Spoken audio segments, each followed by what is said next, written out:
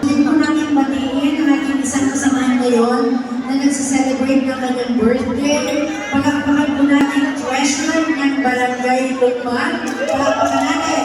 Nani, Nadia, happy birthday!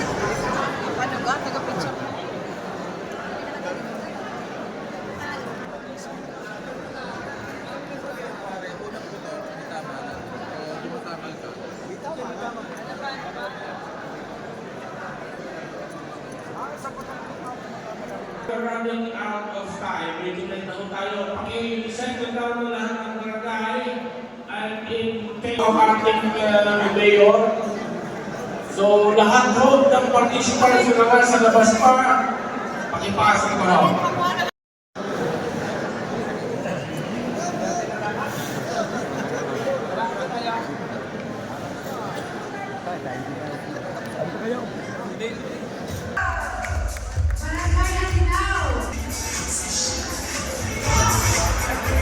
Kapitan Marvin Allen Atienza, the Queen, Kaymandi, West, Barangay Lutlog, Kapitan Carmelo Unaw, Monticulo, Kapitan Mark Recto, Barangay Quaso, Pao Santino Soriano, Barangay Siete, Tatisan, Kapitan Harvey Conviso. Tanganin po natin ngayon ang ating ginagalang at minamahal na ama ng lungsod ng Lipa. Palakpak Eric Africa.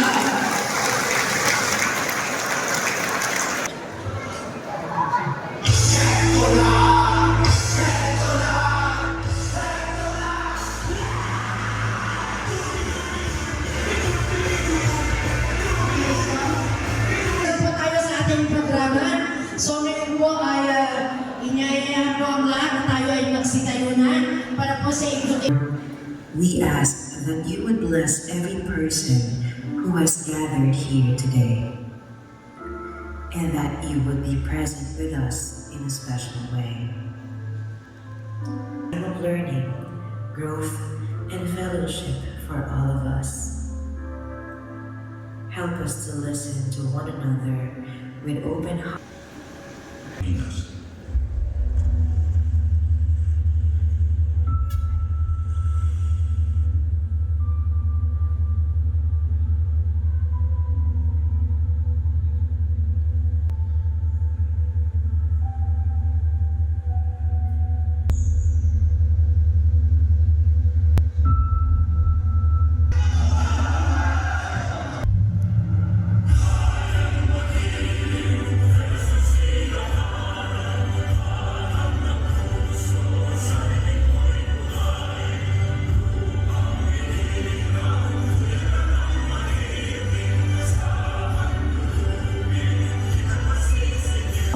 Maraming po sa inyo natin ang mensahe.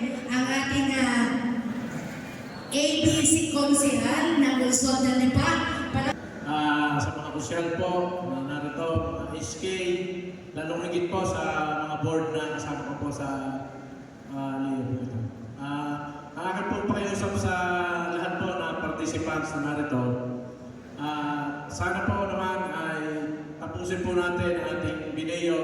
Ito naman po ay magiging ang makukuha po natin aral dito ay mayatin din po natin sa atin sa kanyang barangay. Sana naman po tapusin po natin kahit po ako'y nahingitin po sa inyo na pamanhin na ang ating po naging video ay dito lang po sa malapit sa dahilan din po na alam po naman natin lahat na may memorandum din po ang DLG na with kalabarasyon din lang po tayo. At isa pa po ang ating budget po ay hindi sapat. Yun po, kami naman po mga board na dito, si DLG po na dito. Kung ano man pong pangangailangan na habang narito po tayo sa seminar na ito, sabihin nyo lang po dito sa amin at agad po namin itutugunan. Ano po? Yung lahat, welcome po kayo sa Binayo po ito. Salamat po. Nagbagong lipan. Kumusta po? Muli ay isang malaking karangalan na makasama ko po kayong muling lahat para po dito sa ating basic orientation course for barangay officials under the barangay newly elected official towards grassroots renewal and empowerment for accountable and transparent barangay program. 31 barangay, including Hanan, 72 barangay. At din sa lahat po ng nagawan, sa lahat po ng ating SK, at din ang ating treasurer and secretaries. Sa inyo pong lahat, isang masaya at magandang umaga po muli sa atin. Natin ang kanyang mensahe, ang inspirasyon ng bawat mamamayang Lipenyo sa kanyang sipag, galing at malasakit, ang ama ng lungsod ng Lipa. Palakpakan natin, Mayor Eric Africa. Dahil kayo ang pinagkatiwalaan ng inyong mga kabarangay, o yung iba naman ay kayo ang pinagkatiwalaan ng inyong mga kapitan at ina-appoint bilang opisyal ng inyong barangay. Bago po yan, hayaan niyo muna batiin ko ang aking mga kasama sa harapan. Siyempre sa ating City Administrator, Mr. Ronel Sarmiento, palakpakan po natin. Sa ating pong Provincial President ng Association ng mga Barangay Captains, Bukal Fernan Ramafort. Sa ating pong Board of Directors, sa pamumuna ng ating pong ABC President, City Councilor Boyan Lac. At sa ating DILG Officer, Engineer Roderick Adaya. Kaya po ay ginagawa, hindi lamang sa susod ng Lipa, manapay mandatory sa buong Pilipinas. Kahit kami, mga mayors, mga vice mayors, ang bunian na pag-responsibilidad na dapat ay alam natin kung ano ang ating obligasyon bilang namumuno sa ating mga barangay. Alam nyo, napakarami siguro natin naiisip na mga proyekto at programa na gusto natin ipatupad. Pero paano natin magagawa yun? Saan tayo kukuha ng budget para pondohan ng mga proyekto? Paano natin magagawa ito nang hindi tayo sasabit sa Commission and Audit, sa COA? Ano ang ating magagawa para masiguro natin na ang ating barangay ay mapayapa, malinis, at isang modelong barangay. Sa pamamagitan nito, pwede kayong magkausap-usap. Ano ba ang best practice ng aming barangay na pwede kong i-share sa ibang mga barangay? Magabanggit naman ang isa, lagi naman na si Kapitan ng Dagatan. Dahil ako na ang asawa ko, si Bukalaweng, ay taga-Dagatan. Dati doon, pag ako'y uuwi, talaga naman sa kanya-kanyang parada. Walang disiplina ang mga tao doon sa aming barangay. Aba, isang araw pinapadaan, at pagkakalinis, dahil pa ang National Highway na wala nakaparada. Diba? Nagawa ng kapitan ng barangay Dagatan. Baka pwede rin tularan ng ibang barangay kung paano niya ginawa yung ganong sistema. Meron ibang barangay naman. Hindi naman kalaki ng barangay, pero malaki ang budget.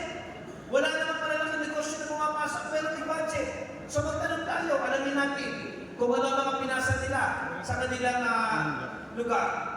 Kasi ang barangay captain, kayo mga kagawad, ay di kayo ang miyembro ng sanggunian, panglunsod. Ang mga appointed, kayo ang city treasurer, kayo ang city accountant, kayo ang city administrator. So ganun kalaki ang inyong responsibilidad na dapat malaman natin na ang ating barangay ay hindi magiging maunlad ang lungsod ng Lipa kung hindi maunlad ang ating barangay. So kailangan natin magtulungan, kailangan natin magsama-sama para marating natin ang ating pangarap sa lungsod ng Lipa. Kita yung kanina, pinakita yung ating official na dependent lupang hinira. Actually, meron pa yung dependent hindi lang naisama. Yan ang ginawa ng ating mga empleyado ng lokal na pamahalaan ng Lipa at iti pamamahagi natin sa buong lungsod para yan lang makita. Personalize. Dahil gusto natin na tayo mga nanunungkulan, dapat mahal natin una ang ating barangay. Teka, sabi ni Don P, madali ang kumandidato. Paano magnanalo? So ngayon, may opportunity tayo. Tayo ay gusto ng taong bayan, ay meron tayong opportunity na magampanan natin ang ating trabaho. Huwag kayo iba-iba ang barangay. Nung ako naging mayor noong 2019, ang nasa isip ko noon, buti pa ang Batangas City, mayroong sariling court, at mayroong yung power, nasa kanila, dahil pinaki ng budget. Magaling pa ang Malagbagan, nasa 3 billion ng budget, doble ng aming salipa. Ay magagawa nila yung magaling pa ang nasa Cavite, nato ng mga industrial zone, yung mga syudad doon. At marami silang project, wala, ano pa, ang liit ng budget din. Pero hindi ako tumigil. Gumawa din ako ng paraan para ma-increase natin ang ating budget at ma-implement natin yung mga programa na ginagawa o nalampasan pa natin ang ginagawa ng ibang bayan. Huwag titigil kung ano ang ating binatnan. Kayo naman din mayroong fixed term. Siguraduhin natin na mas maganda ang ating iiwanan. So sa inyo lahat, muli, congratulations. Mabuhay po ang ating mga barangay captains, mga barangay kagawad at lahat ng opisyal sa barangay. At bago ako magtapos, ay may mag-iiwan ng konting man sa inyo. At nabuhay po ang lungsod ng Lipa.